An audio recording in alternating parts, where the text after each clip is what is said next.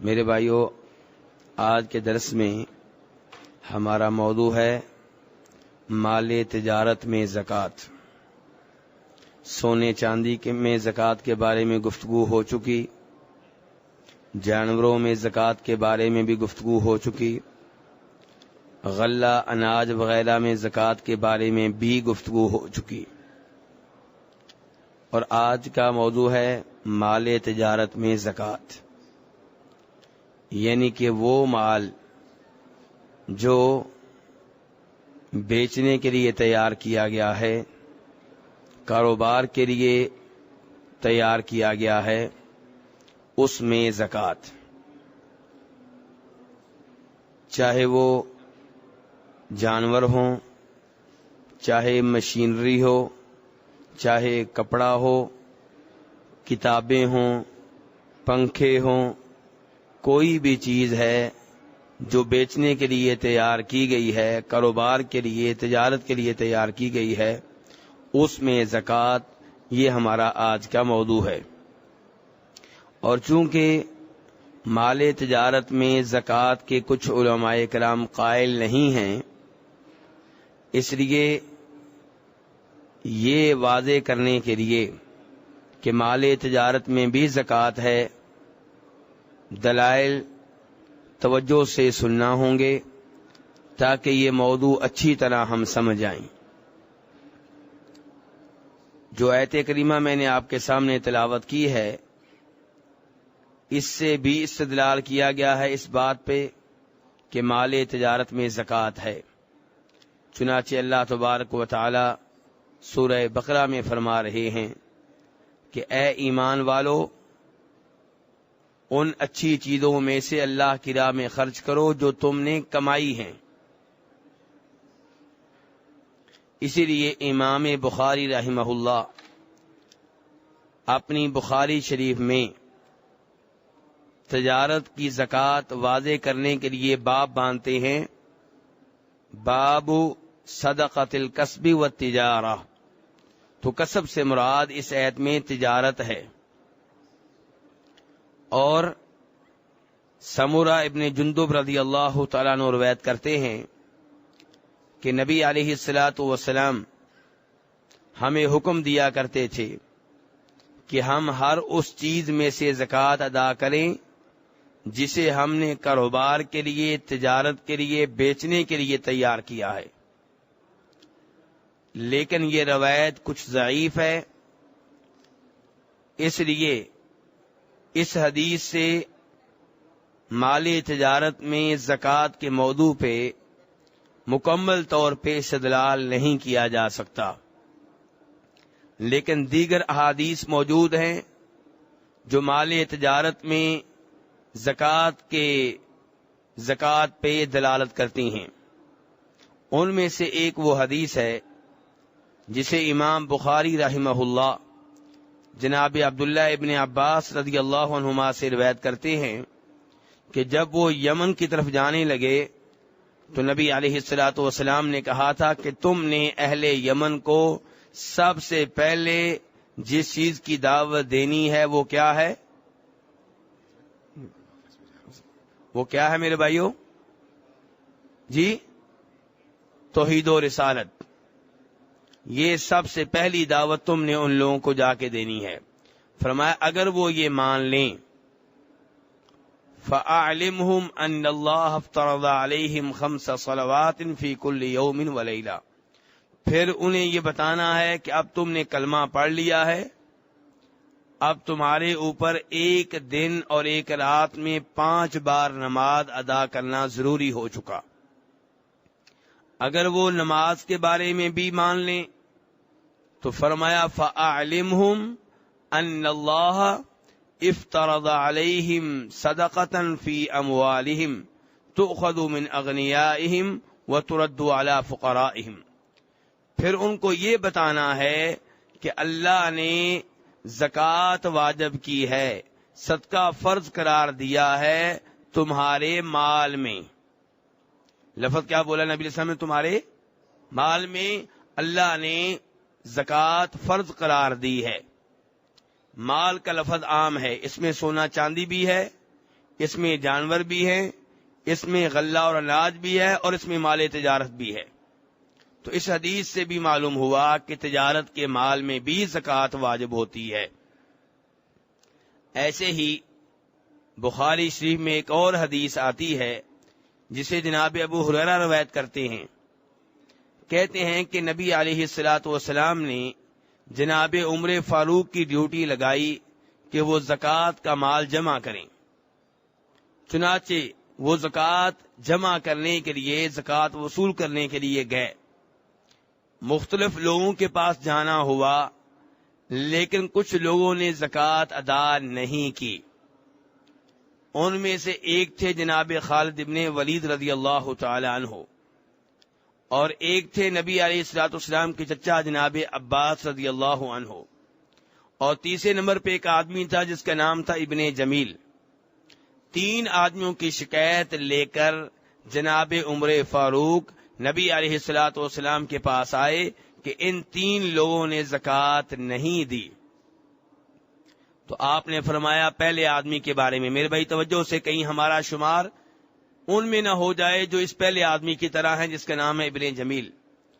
آپ نے فرمایا جہاں تک ابن جمیل کا تعلق ہے، وہ زکوٰۃ اس لیے نہیں دیتا کہ اللہ نے فقیر ہونے کے بعد اسے مالدار بنا دیا، اللہ نے اس کو پر یہ فضل کیا، یہ احسان کیا، شاید وہ اسی کا بدلہ لے رہا ہے۔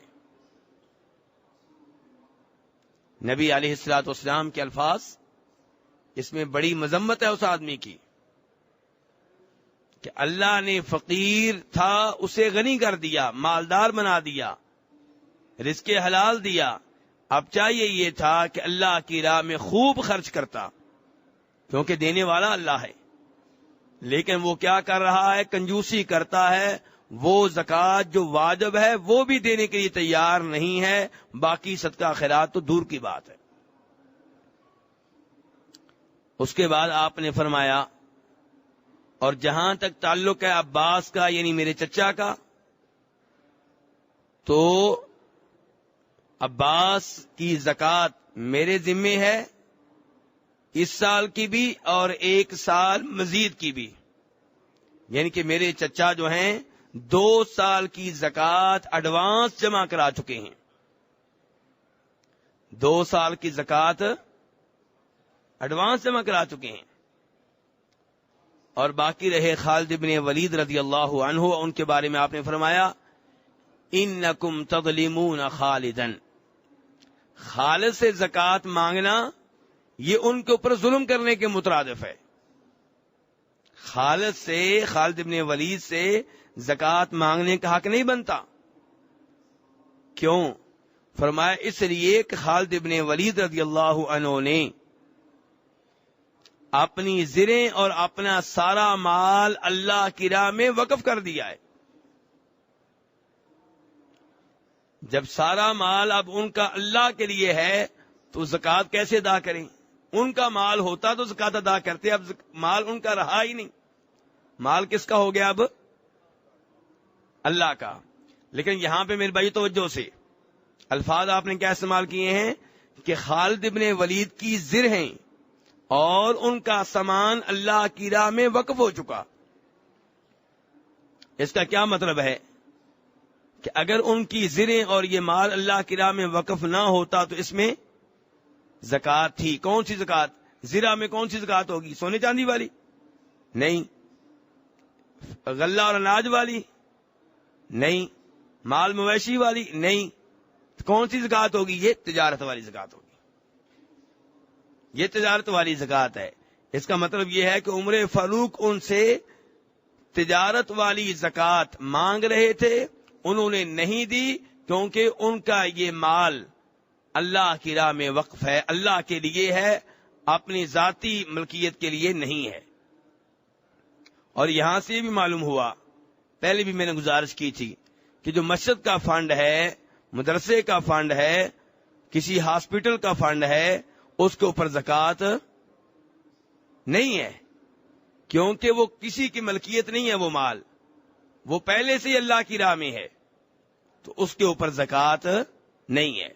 تو بہرحال یہاں سے ہمارے موضوع کا تعلق یہ ہے کہ تجارت کے مال میں زکوٰۃ ہے.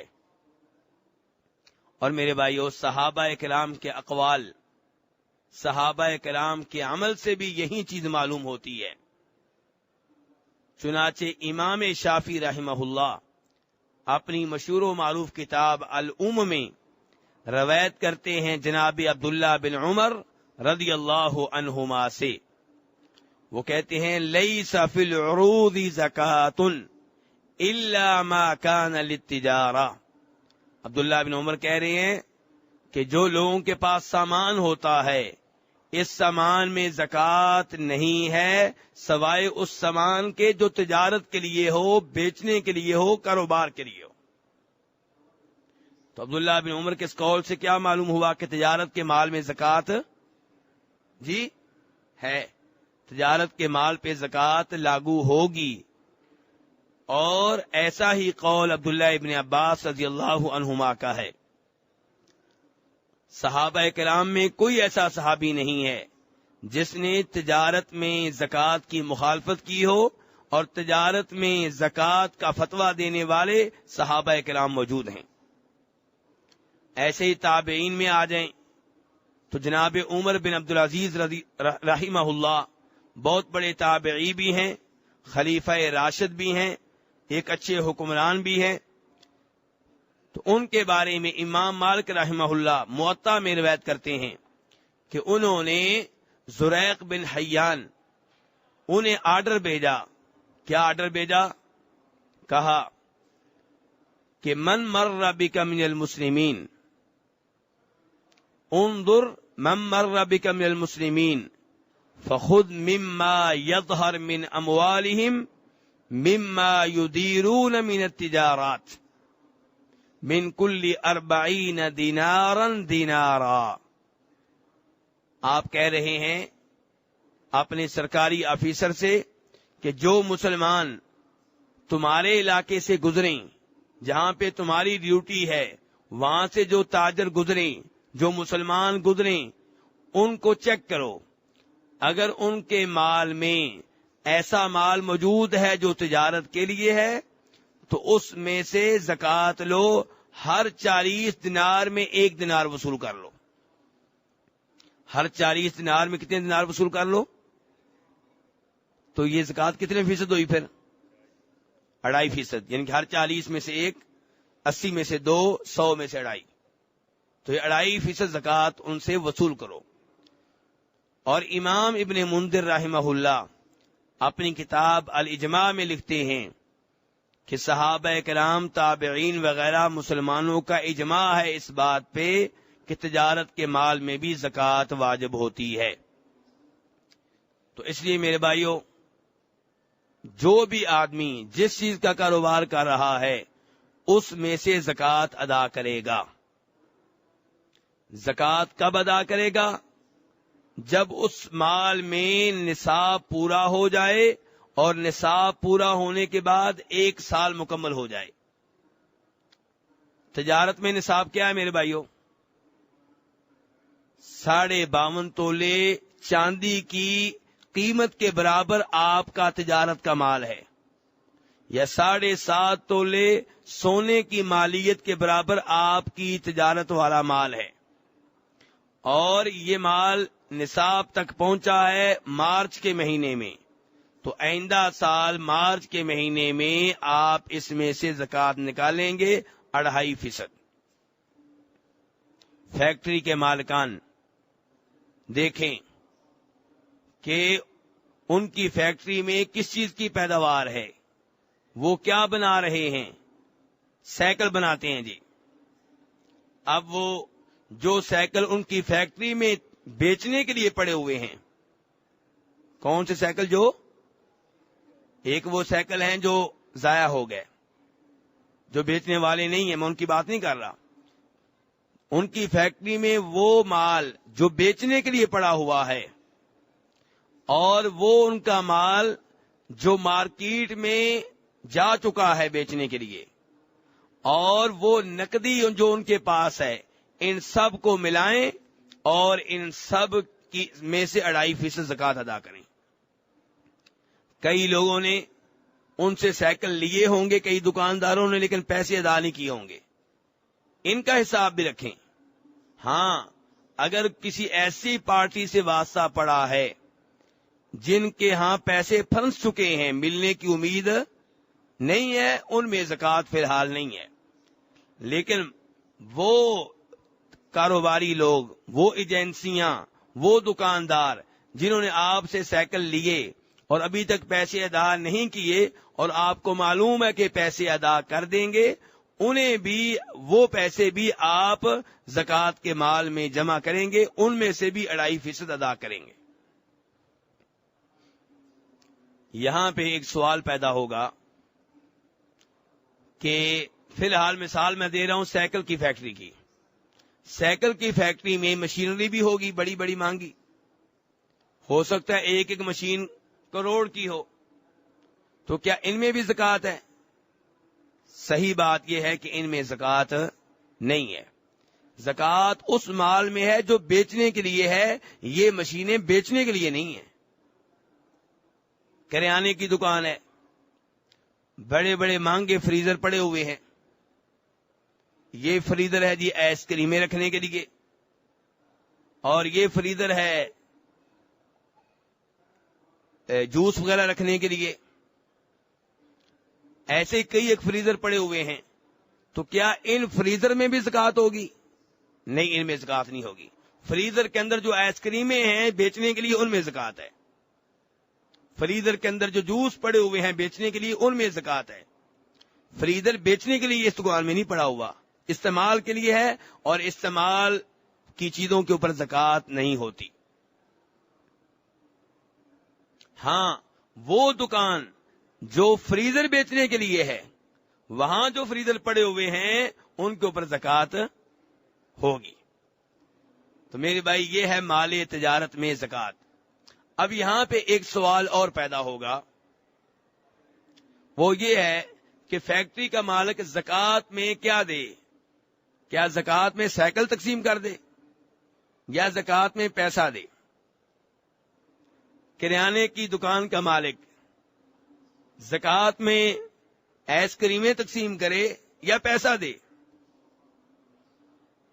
تو جمہور علماء کرام کا موقف یہ ہے کہ تجارت کے مال میں تجارت کے مال کی بات کر رہا ہوں، غلے کی زکوٰۃ کی بات آج نہیں ہو رہی. غلے کی زکوٰۃ کی باری آئے گی تو آپ غلہ ہی زکوٰۃ میں دیں گے. یہاں پہ اب بات ہو رہی تجارت کے مال کی. تو تجارت کے مال میں عام طور پہ علماء کرام کا یہ کہنا ہے کہ آپ نقدی دیں گے. زکوٰۃ میں کیا دیں گے؟ فقیر مسکین کو نقدی دیں گے، آئس کریمیں نہیں دیں گے، سائیکلیں نہیں دیں گے. کیا دیں گے؟ آپ نقدی دیں گے. لیکن ابن تیمیہ رحمہ اللہ نے اپنے فتاوی میں لکھا ہے کہ اگر فقیر کا فائدہ اس بات میں ہو کہ اسے تجارت والا مال ہی دے دیا جائے، نقدی نہ دی جائے، تو پھر زکوٰۃ میں تجارت کا مال دینے کی گنجائش نکل آتی ہے. لیکن عام طور پہ اصول یہی ہے کہ تجارت کی جب آپ زکوٰۃ نکالیں گے تو آپ زکوٰۃ نقدی کی شکل میں نکالیں گے، کرنسی کی شکل میں نکالیں گے.